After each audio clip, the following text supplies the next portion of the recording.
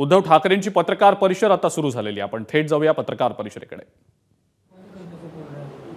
आता आपण विचारलं की विषय काय, तर विषय कालचाच आहे, विषय उद्याचा आहे आणि विषय एकूणच सध्या राज्यामध्ये जी एक अस्वस्थता आहे तोच विषय आहे।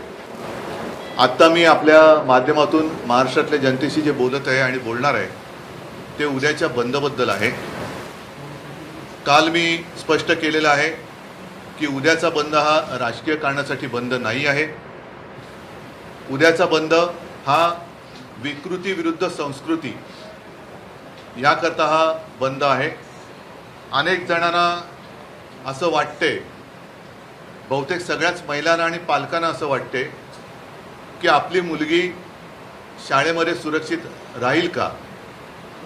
अनेक माता भगिनींना वाटते की अगदी कामाच्या ठिकाणी आपण जातो, मग ती कार्यालय असतील, रुग्णालय असतील, इथे आपण सुरक्षित राहू का।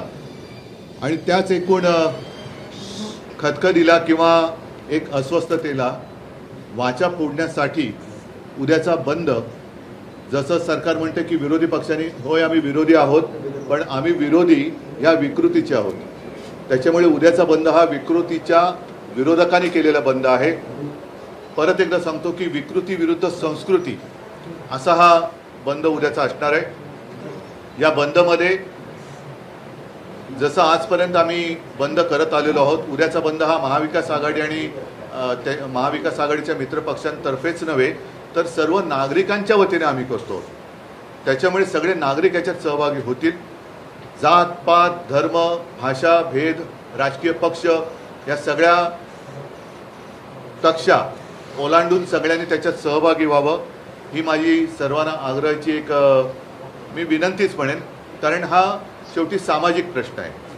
आणि या बंदमध्ये आजपर्यंत जसे बंद झालेले आहेत त्याच तसेच तसंच उद्याचा जो बंद आहे हा बंद राहील।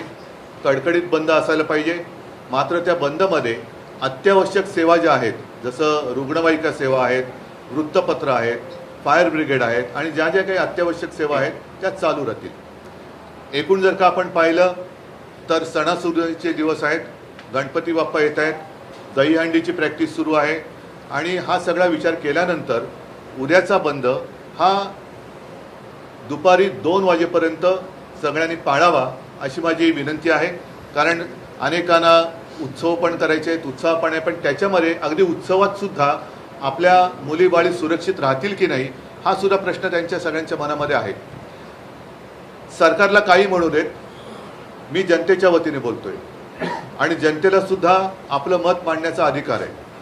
केवळ जनतेचं मत हे लोकसभेमध्ये किंवा निवडणुकीमध्ये विधानसभेच्या पालिकेच्या वेळेलाच व्यक्त करता येतं असं नाही, तर मधल्या काळामध्ये सुद्धा जनतेने मत व्यक्त करायला पाहिजे। आणि परत एकदा सांगतो की जर काही यंत्रणा वेळेमध्ये हल्ली असती तर हा उद्रेक झाला नसता। ज्यांना म्हणायचे की हे सगळं आंदोलन हे राजकारण्यांनी प्रेरित आहे, हे उत्स्फूर्त नव्हतं, मग उच्च न्यायालयाने याची स्वतःहून जी दखल घेतलेली आहे ती सुद्धा काय राजकारण्याने प्रेरित घेतलेली आहे का।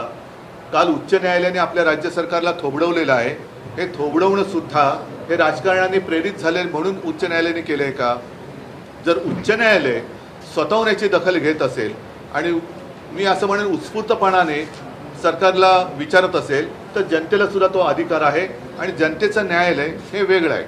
ज्या वेळेला सगळे रस्ते बंद होतात तेव्हा जनतेच्या न्यायालयाचा दरवाजा उघडतो आणि तो तसा आता दरवाजा थोडा हलायला लागलेला आहे, तो उघडून नये म्हणून या यंत्रणांनी आपापली जबाबदारी व्यवस्थितपणाने पार पाडली पाहिजे आणि ती पाडली जात नाही ह्याची जाणीव करून देण्यासाठी उद्याचा हा बंद आहे।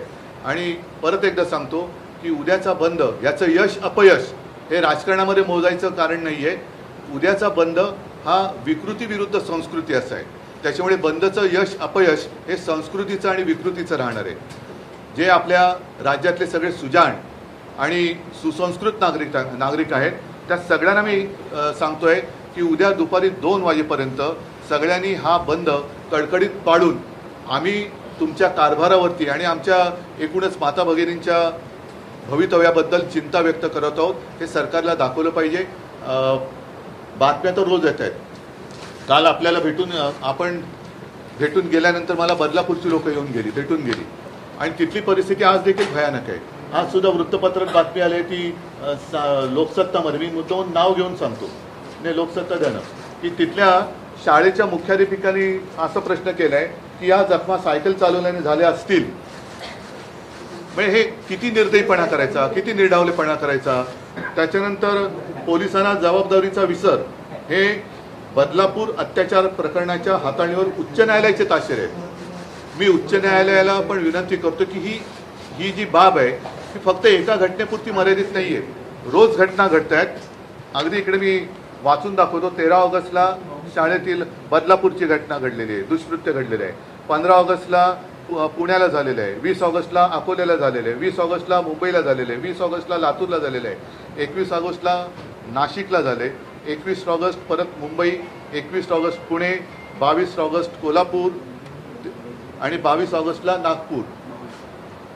हे मला सरकारला मुद्दामून हा आरसा म्हणा किंवा वस्तुस्थिती दाखवायची आहे की एवढं सगळं चालू असताना आपण अत्यंत निर्ढावलेपणाने लाडकी बहीण ह्या योजनेच्या आम्ही विरोधात नाही, पण आपण बहिणीची किंमत केवळ पैशामध्ये करत असाल तर कृपा करून त्या बहिणीच्या नात्याला कलंक लावू नका.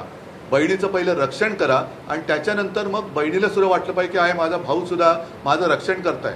शेवटी महिलेला तिच्या रक्षणाखेरीज दुसरं काही महत्त्वाचं नसतं आणि ते रक्षण म्हणजे सुरक्षित बहीण हे फार महत्त्वाचं आहे. तर या सगळ्या घटना चाललेल्या आहेत. बाकीच्या घटना किती सांगायच्या. आणि या सगळ्या बातम्या आहेत त्या वाचून अक्षरशः संतापाचा कडेलोट होतोय, संतापाचा कडेलोट होतोय. म्हणजे काल जे बदलापूरचे नागरिक आले होते त्यांनी जे सांगितलं की तिथे आजही अटका सुरू आहेत. परवा आपल्याच माध्यमातून बघितलं की कसं त्यानं दोरखंड्याच्या विळख्यातून एखाद्या दरोडेखोरांच्या टोळीला आणावं, तसं बदलापूरच्या त्या दुष्कृत्याच्या विरुद्ध उत्स्फूर्तपणाने बदलापूरचे नागरिक उतरले होते. त्यांना अगदी दोरखंड्याच्या म्हणजे कोणी पळून जाता कामा नये. या पोलिसांना पहिल्या अटका झाल्या पाहिजेत. आणि माझी मागणी आहे त्याच्याबद्दल या उद्याच्या बंदनंतर आम्ही पुढाकार घेणार की या सगळ्या आंदोलकांवरचे गुन्हे हे तत्काळ मागे घेतले गेलेच पाहिजेत. ही आमची आग्रही मागणी आहे आणि नाहीतर आम्हाला रस्त्यावरती उतरावं लागेल. पण उद्याचा बंद हा राज्यातील तमाम जनतेला मी परत विनंती करतो की आपल्या घरापर्यंत ही विकृती येऊ नये म्हणून वेळेत जागे व्हा आणि उंबरठ्यापर्यंत आलेले संकट त्याचा मुकाबला करायला आम्ही सगळे एक आहोत. त्या एकजुटीचं प्रदर्शन किंवा दर्शन, एक विराट दर्शन हे उद्या घडलं पाहिजे. बाकी तुमच्या मनात काही प्रश्न असतील ते विचारा, त्याच्याबद्दल मी बोलेन. उद्या लोकल आणि बस सेवा सुद्धा बंद ठेवली जाणार आहे का? हो, बंद ठेवायला पाहिजेत. कारण उद्याचा बंद हा कोणत्याही राजकीय हेतूने प्रेरित नाही. हा जनतेच्या प्रत्येकाच्या मनातला, हृदयातला आणि घरातला प्रश्न आहे. म्हणून लोकल आणि बस मी सरकारला सुद्धा विनंतीच करतोय. जरी मी संताप मनात असला तरी सरकार आणि सरकारी पक्षाला विनंती करतोय की आपल्याला सुद्धा मुलीबाळी आहेत, कुटुंब आहेत, त्यांच्या रक्षणासाठी तुम्ही अकार्यक्षम असलात तरी जनता सक्षम आहे. म्हणून उद्याच्या बंदच्या आड पोलिसांची दादागिरी होऊ देऊ नका. कुठेही आतताईपणाने सरकारने वागू नये आणि मुद्दामून हट्टाने बंदचा फज्जा उडवण्याचा प्रयत्न करू नका. कारण उद्याचा प्रयत्न तुम्ही जर का केलात तर 2-3 महिन्यानंतर जनता तुमचा फज्जा उडवल्याशिवाय राहणार नाही. म्हणून उद्या मी तमाम नागरिकांना परत विनंती करतोय की आपण कोणत्याही जातीपाती धर्माचे असाल, आपली भाषा कोणतीही असेल, कोणत्याही राजकीय पक्षाचे असाल, अगदी भारतीय जनता पक्षाचे जरी असाल तरी हा बंद हा उद्या तुमच्या कुटुंबियांसाठी सुद्धा आहे. म्हणून उद्याच्या बंदमध्ये सहभागी व्हा. हा बंद सोडून काढण्यासाठी काल रात्री पोलीस महासंचालक आहेत ते वर्षा निवासाने गेले, एक महत्त्वाची बैठक देखील झाली. असं देखील होऊ शकतं काही या बैठकीमध्ये ह्या बंदच्या दरम्यान काही हिंसा होऊ शकतो असं बदलापूरला झालेलं आपण दगडफेक पाहिली, लाठीचार्ज. नाही, बघा, हिंसा होऊ नये माझी इच्छा आहे. आणि पोलीस महासंचालिका महाराष्ट्राच्या इतिहासात कदाचित पहिल्यांदा महासंचालकपदी महिला बसलेल्या, त्यासुद्धा त्यांना आता संधी आहे की महाराष्ट्राची ती लाडकी बहीण होऊ शकतात. महाराष्ट्राची लाडकी बहीण जर त्यांना व्हायचं असेल तर उद्या त्यांनी संपूर्ण राज्यातल्या पोलिसांना आदेश दिले पाहिजेत की तुम्ही या बंदच्या मध्ये येऊ नका. बाकी मुख्यमंत्री उद्या पुन्हा राखी बंधनाच्या कार्यक्रमाला जाऊ शकतात. कारण त्यांच्या मते बहिणी या फक्त मतं देण्यासाठी आहेत. बहिणीची किंमत ही फक्त मतं आहेत तर माझ्या मते बहिणीची किंमत ही मतं नाही तर नातं आहे. आम्ही नातं जपणारी माणसं आहोत. तुम्हाला जर का वाटत असेल की तुम्ही ह्या बहिणींची मतं विकत घेऊ शकता, ते एवढ्या माझ्या बहिणी विकाऊ नाही आहेत, हे मुख्यमंत्र्यांनी लक्षात घ्यायला पाहिजे. नाही, आता बंद हा बंद असतो. माझ्या मते मी नागरिकांना विनंती करतोय की स्वतःहून या बंदमध्ये सहभागी व्हा. जशी उच्च न्यायालयाने आणि कलकत्त्याच्या घटनेची सर्वोच्च न्यायालयाने दखल घेतली, तसं जनतेच्या न्यायालयाने सुद्धा याची दखल घेतली आहे. हे उद्या आपल्याला दाखवून द्यायचं.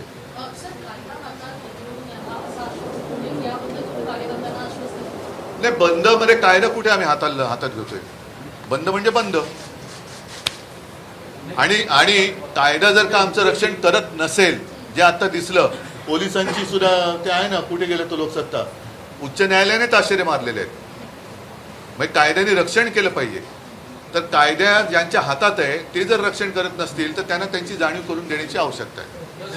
अनेकदा असं होतं की बंद यशस्वी करण्यासाठी दुकानं बंद करण्यासंदर्भात राजकीय पक्षाचे दुकानदारांचे नाही, माझं तर मत आहे की दुकानदारांनी सुद्धा त्यांना सुद्धा कुटुंब आहेत, त्यांची सुद्धा मुलगी शाळेत जात असेल, त्यांचे सुद्धा, आणि ह्याच्यामध्ये फक्त शाळकरी मुलीचं नाही आहे. मगाशी मी तो जो कागद वाचून दाखवला घटनांचा, त्याच्यामध्ये लहान मुलींपासून सर्व वयाच्या महिलांवरती अत्याचार होत आहेत.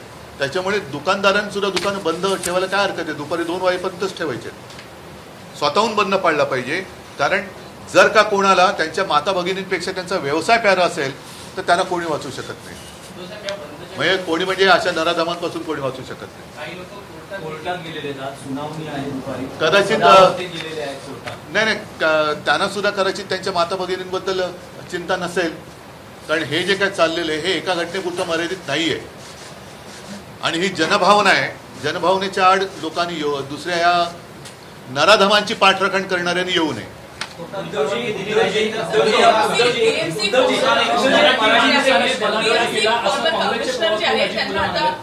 मराठी माणसाने बलात्कार केला मग त्यांना शिक्षा करणार नाही का असं नजीब मुल्ला बोलला. त्यामुळे विरोधकांनी सत्ताधाऱ्यांनी हा मुद्दा आता उचलला. मी काल बोललेलो आहे की जे कोणी नराधमांचे पाठीराखे असतील ते उघड होतील उद्या, की त्यांना ही दुष्कृत्य मान्य आहेत असाच त्याचा अर्थ होईल.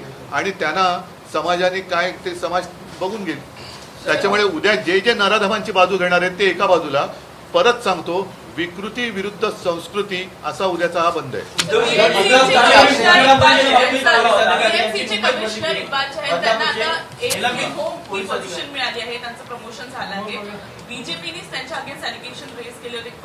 हा विषय थोडा वेगळा आहे. मला असं वाटतं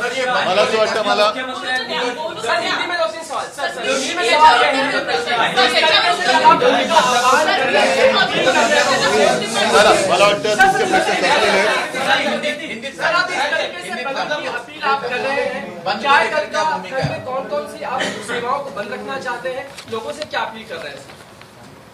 कल का जो बंद है, पहले तो आप सबको समझना चाहिए कि बंद कोई राजनीतिक कारण के लिए बंद नहीं है. पूरे महाराष्ट्र में और वैसे देखा जाए तो पूरे देश में लोगों के मन में एक डर का साया है कि जहाँ भी मेरी बेटी जाती है उस स्कूल में, जहाँ भी मेरी बेटी जाती है उस हॉस्पिटल में, जहाँ भी मेरी बेटी जाती है या बहन जाती है या माँ जाती है उसके ऑफिस में, क्या वो सुरक्षित है? तो आज के दिन में उसका उत्तर नहीं ऐसा ही आता है. और इसलिए मैंने ये जो दिखा रहा हूँ कागज, उसके ऊपर पिछले कुछ दिनों की घटनाएं हैं. मतलब अगर आप देखें तो 13 अगस्त से लेके 22 अगस्त तक लगभग 8-9 दिन की घटनाएं लगातार रोज कहीं ना कहीं कुछ ना कुछ महिलाओं के ऊपर अत्याचार हो रहे हैं. और कल का जो बंद है सिर्फ बदलापुर के लिए नहीं है, ये पूरी जो घटनाओं का क्रम है उसके खिलाफ है. कल की जो घटना हुई, कल मतलब बदलापुर की, हाईकोर्ट ने लताड़ा है, लेकिन सिर्फ एक घटना लेकर नहीं चलने वाली बात. हमें जो भी उसको हम नराधम ही कहते हैं, ऐसे विकृत जो नराधम है उनके खिलाफ पूरे महाराष्ट्र की जनता एक हुई है. अब हम इसको बर्दाश्त नहीं करेंगे. इसके लिए कल का बंद है. और कल का बंद, मैंने जैसे कहा कि त्योहार के दिन है, गणपति बाप्पा आने वाले हैं, दही हंडी है, तो कल हम 2 बजे तक बंद रखना चाहते हैं. और मैं आह्वान करना चाहता हूँ, आह्वान मतलब विनती करना चाहता हूँ, आप सारे लोग, मैं जनता को अपील कर रहा हूँ आप किसी भी मज़हब के हो, आपकी भाषा कोई भी हो सकती है, पार्टियां कुछ भी कोई हो सकती है, लेकिन आप सब मिलकर अपने बच्चियां, अपनी बहनें, माताएं, उनके लिए कल का बंद जो है उसमें सहभाग लें और वो चाहे दुकान हो या कुछ भी हो, आपका व्यवहार 2 बजे तक आप बंद रखें। लेकिन जीवनावश्यक सेवा जो रहती है, जैसे फायर ब्रिगेड है, एम्बुलेंस है, न्यूज़पेपर है, वो तो खुली रहेगी। सर ट्रेन और बस की बात एक प्रकारचे प्रमोशन देण्यात नाही, ही तर सरकारची नीती आहे। म्हणजे जे गुन्हे करतायत, जे भ्रष्टाचार करतात ते भाजपमध्ये, आणि जे गुन्हे करतात त्यांना बढती, हे तर या सरकारचं काम आहे आणि त्याच्याच विरुद्ध बंद आहे। मला एकच सांगायचं आहे की शेवटी एक तुम्ही विचार करा की ज्या मुलींवरती बहीण किंवा महिलेवरती अत्याचार होतो त्यांना घरचे आपण पालक म्हणून काय तोंड दाखवू शकता, आपण त्यांचे भाऊ म्हणून किंवा मुलं म्हणून काय तोंड दाखवू शकता। तर ह्या सगळ्या गोष्टीचा आता कुठेतरी बंदोबस्त करण्याची वेळ आलेली आहे। याच्यात कुठलाही राजकीय स्वार्थ नाही आहे आणि त्याच्या पलीकडे जाऊन केवळ आपल्या माता भगिनींचं रक्षण हे झालं पाहिजे। सरकार ते करू शकत नसेल तर आम्ही करायला सक्षम आहोत हे दाखवण्यासाठी उद्याचं बंद आहे।